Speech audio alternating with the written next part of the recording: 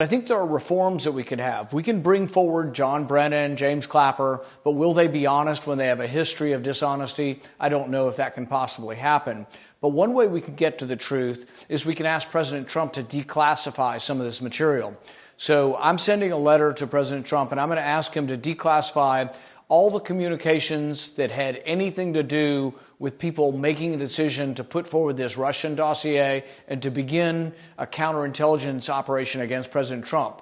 Realize that they were hiring people to be confidential informants to go try to entrap and trick the Trump members into doing something, into cooperating somehow with Russia. They didn't, but they were trying to get people to do this. We should not have our government, all the resources of the government, going after a political candidate and trying to set up a political candidate by sending informants and trying to get them to communicate with people. That's not really what our government should be doing. And if it is, we'll become such a polarized world that we'll be like the third world, where every other president's investigated and the next president puts the last president in jail. I don't think that's the kind of world we want to live in. No, I think that's what you describe as a banana republic, sir. Not something that we want America to be. So, operating under the premise then that the Mueller probe and the counterintelligence probe at the FBI before that preceded it were built on a house of cards, that they were illegally started, or at least started in a corrupt fashion. What's your position on pardons? Should the president pardon those who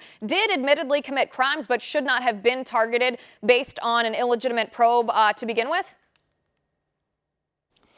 I haven't looked at all of the individuals, but I'm very aware of what they did to General Flynn. And yes, I have asked the president. I think he deserves to be pardoned. And here's the thing. Not only should he be pardoned, we need to fix it so no one else gets trapped into this.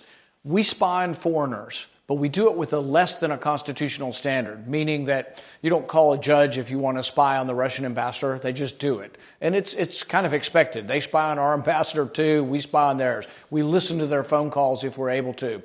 And so I don't think you need a warrant for that. But if the person in their normal business, a political figure, is talking to a foreigner, you should never be allowed to listen to that phone conversation and apply and try to convict the American of a domestic crime when you don't have a warrant.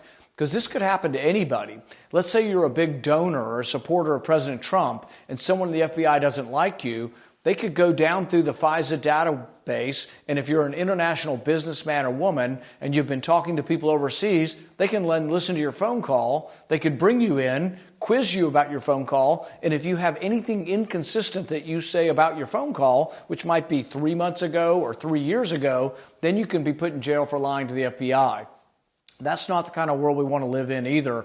So I've talked to the president about a reform, and one of these reforms would be requiring that anybody that looks in this foreign intelligence, this is spying on foreigners, anybody that looks into it that wants to look up an American's name has to call a judge and say, we suspect this American of a crime and we want a warrant.